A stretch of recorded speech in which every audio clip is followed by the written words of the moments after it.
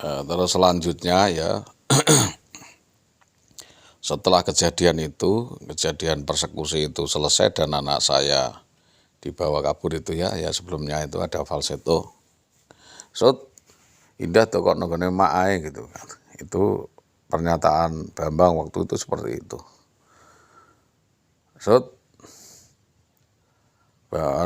Indah ya, indah itu kok nenggone mak wae kan gitu. Dan mak itu tentu kita tidak tahu maknya siapa. Tapi konon sebelum Indah Wayu Widiawati dibawa ke Tambak Romo atau di tempat lain itu dibawa ke Karangkonang di Uli dulu lagi untuk memberesi barang-barang benda-benda berharga termasuk surat-surat penting, sertifikat, talon, ya, akta, surat nikah kedua-duanya dan lain sebagainya. Ini sebuah rancangan dan kejahatan dan lain sebagainya. Kami juga menyampaikan hal ini ada sesuatu yang janggal dan konspirasi besar. Maka dari itu saya wajib untuk menyampaikan hal ini kepada kepolisian. Sampai saya bingung, saya nututi Pak. Saya nututi ke Polres Pati sana, saya tanya di SPKT Polres Pati. Ada laporan Pak, tidak ditanggapi. Saya di Polsek Gabus, saya juga mau laporan. Waktu itu ditanggapi Anwar almarhum sama Pak Patno. Boleh di. Terus saya juga ke Tambak Romo, ke Polsek Tambak Romo melaporkan hal itu, yang nanggapi kalau nggak salah Pak Taufik itu ya, sama Yoyok Marto ya, di belakang dan sebagainya, katanya tidak ada Polsek praktek malam-malam, tidak ada Kapolseknya, sulit untuk melakukan investigasi dan sebagainya. Akhirnya ya terjadilah penculikan itu dan setelah itu gelap. Kami tidak ada komunikasi antara Indah Wayu Widiawati dengan kami. Maka itu kami minta kepolisian untuk terjun. Ada siapa saja di belakang Indah Wayu Widiawati sampai melakukan persekusi dan percobaan pembunuhan kepada saya. Tapi tanda-tanda tidak beres dari sikap dan watak saudara Indah Wayu Widiawati itu sudah lama Pak. Kalau dikatakan saya tidak bertanggung jawab itu bagaimana, tidak. Uang mulai tahun 2000 itu jatahnya dia pepek kok, walaupun di rumah mertua saya tetap kirim antara 3 juta per bulan. Saya masih jadi mandor dan saya masih normal ya, dodolan motor. Juga saya masih mulang ngajar dan ambil S2 di Jogja, juga mengambil S1 di Semarang. Bahasa Inggris, harapan saya nanti pada tahun ke depan bisa mendaftarkan guru begitu ya. Jadi saya sama sekali tidak benar. Saya sampaikan bahwa apa yang dinyatakan Indah Wayu Widiawati maupun Bambang tentang saya itu sama sekali tidak benar, bahwa saya tidak bertanggung jawab terhadap istri saya. Juga pernyataan saudara Subi, kami tua daripada desa Karangkonang, juga mengatakan katanya saya tidak bertanggung jawab kepada istri.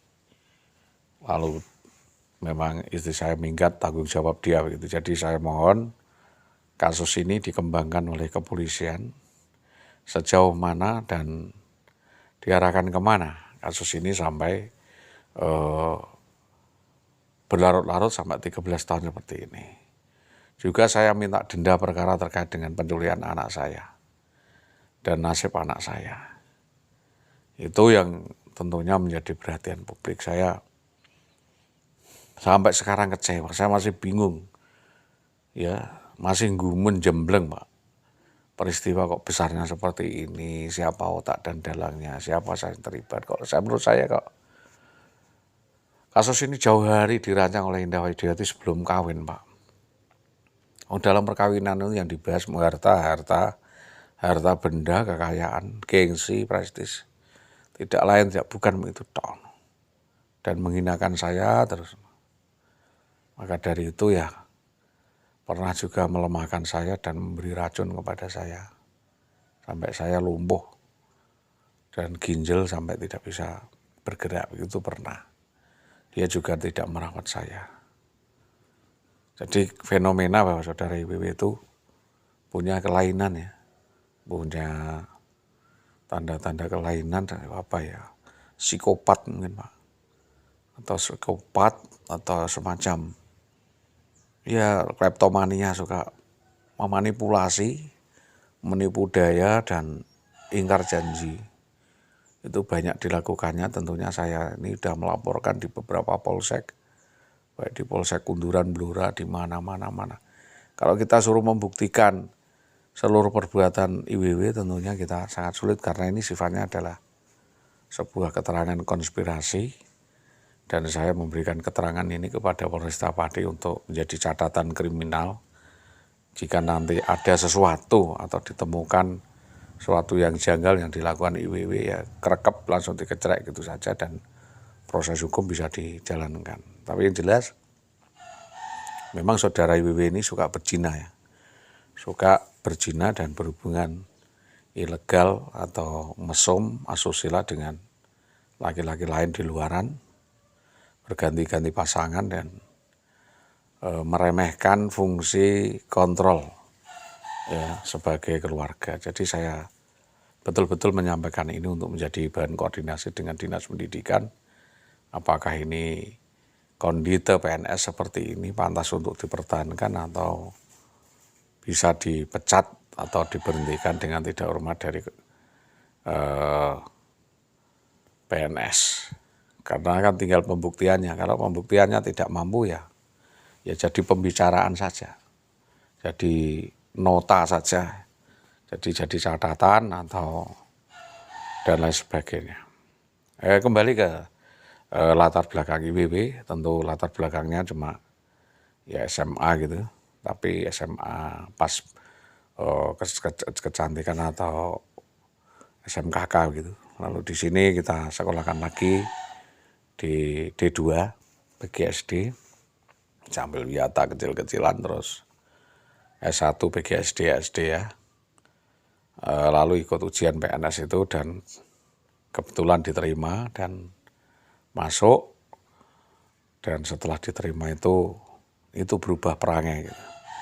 Berubah perangai yang seharinya bagaimana, jadi bagaimana itu selalu dipakai gaya gitu. Jadi kami memastikan ada sesuatu yang tidak beres atau janggal dari seluruh kelas action yang dilakukan oleh Indah Wayu Widiawati berkaitan dengan pergaulan, sosialita dan lain sebagainya. Itu ada keterangan bisa bapak-bapak intelijen ya, bapak penyidik untuk mempertanyakan kepada teman dekatnya ya atas nama Jaryo atau Aryo Singgih, itu yang penyanjung Indah. Juga ada Pak Sudiatna, Bapak Sunardi ya, Bu Siti Muawana ya, terus bisa tanya Bu Yuli, bisa tanya kepada Bu Endang atau bertanya Bu Ratna itu yang anaknya Bu Supawatin tentang sepak terjang dan perbuatan daripada Indah Wayu Widiawati yang menggegerkan SD 3 Tambaromo. Itu juga dari beberapa pantauan kami selalu mengamati. Itu saya sampaikan sebagai catatan kriminal dan catatan sosial kemasyarakatan dan track record bahwa saudari IWW tersangkut beberapa peristiwa ya. Peristiwa kriminal pidana maupun peristiwa asusila yang sebenarnya ya skandal perselingkuhan seperti itu sebelum jadi PNS pun sudah seperti itu. Dulu pernah berselingkuh dengan Bapak Jatmiko, guru SD di Pogading, teman rekan kerjanya juga kepala sekolahnya atas nama Pak Hartono, itu juga sampai seperti suami istri, sulit untuk dipisahkan. Dan skandal-skandal itu dengan banyak laki-laki lah, banyak. Sehingga saya tidak bisa mengingatkan dan tidak bisa ngandani. Ya saya iso ngerem Pak, dan akhirnya ya lepas dari pantauan sampai melakukan drama persekusi dan berakhir dengan tragis kabur dari rumah dan memerintahkan preman centeng untuk mencoba menghabisi saya karena saya paling tahu belangnya, saya paling tahu wataknya karena saya berumah tangga selama 11 tahun. Itu yang menjadi pendahuluan dan temuan-temuan. Jadi selama 3 tahun setelah lari dari rumah itu saya gelap, Pak. Tidak ada tanda-tanda dia di mana, tugasnya di mana, wong. Bicaranya sama saya itu dia mengatakan ditempatkan kerja di Puncel gitu. Atau Tinjakan, kok tahu-tahu dia ditambah Romawan gitu kan, enggak tahu. Entah itu di Jaken apa Puncel. Jadi kemelut itu bermula dari penempatan. Jadi dia jadi ajang lelang di BKD untuk penempatan di Puncel, Dukuseti atau di Jaken. Jadi tidak ada opsi untuk penempatan di Tambak Romo. Kita hanya wait and see gitu. Nah, disitulah awal kejadian persekusi-eksekusi itu yang dilakukan oleh oknum anggota polisi itu terjadi, dan modus motifnya apa tentunya silakan kepolisian yang mengembangkan sendiri karena sudah terbukti Saudara Bambang Permati itu demosi dan pindah dari Pati. Apakah di situ ada kesalahan tertentu dan lain sebagainya kita tidak tahu. Tapi saya tetap memviralkan kasus ini sampai semua menjadi terang benderang. Dan kita minta agar SD 3 Tambak Romo juga bertanggung jawab. Dinas Pendidikan Kabupaten Pati bertanggung jawab. Dinas Pendidikan Tambak Romo bertanggung jawab. Bapak Bupati Pati juga bertanggung jawab karena saya juga pernah menghadap kepada Pak Bupati Pati mengeluhkan tentang istri saya itu. Tapi jawaban Pak Bupati, ya enak-enak aja itu. Istri kamu kan sudah tidak seneng sama kamu. Kamu kok urus terus, bikin gaduh aja. Gitu. Jadi Pak Bupati akhirnya memutuskan untuk menandatangani gugat cerai. Padahal saya menolak. Saya menolak gugat cerai itu karena ada beberapa permasalahan yang belum final.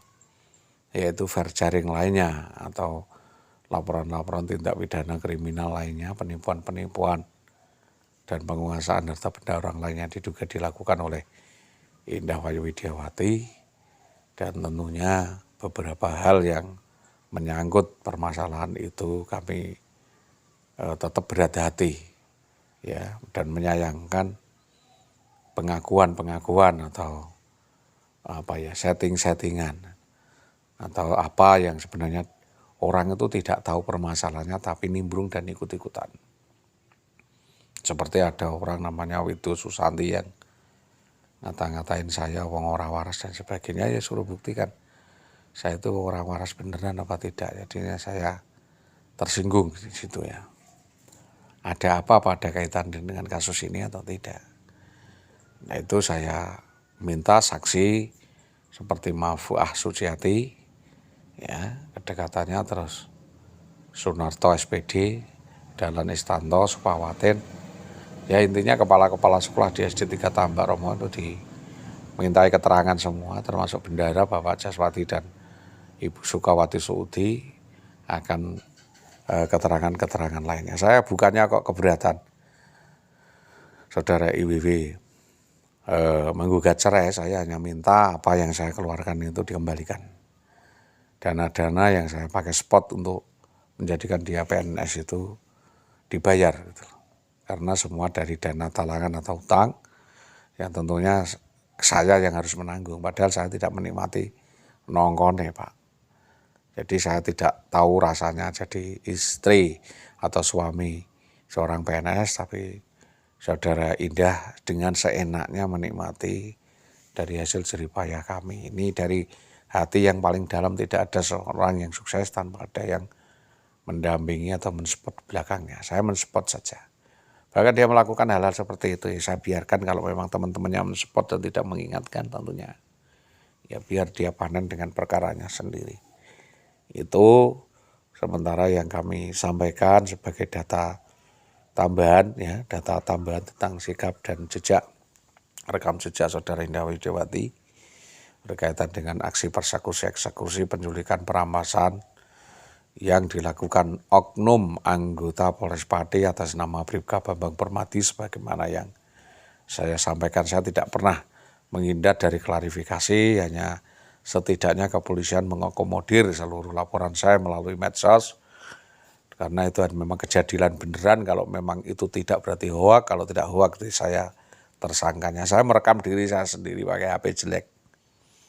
Kemarin udah ditanyakan sama Pak Propam ya, Pak Wibowo CS tim dan sebagainya yang menyatakan dari mana gitu. Saya sampaikan apa adanya bahwa kasus ini berkembang, kasus ini harus diselidiki, kasus ini harus diungkap, dan siapapun yang terlibat dalam kasus ini, baik otak dalang pelaku-pelakunya, untuk diambil, diminta keterangan dan dapat segera ditetapkan sebagai tersangka. Itu yang dapat kami sampaikan atas kerjasama yang baik dari semua pihak. Kami sampaikan terima kasih, selamat pagi, assalamualaikum warahmatullahi wabarakatuh.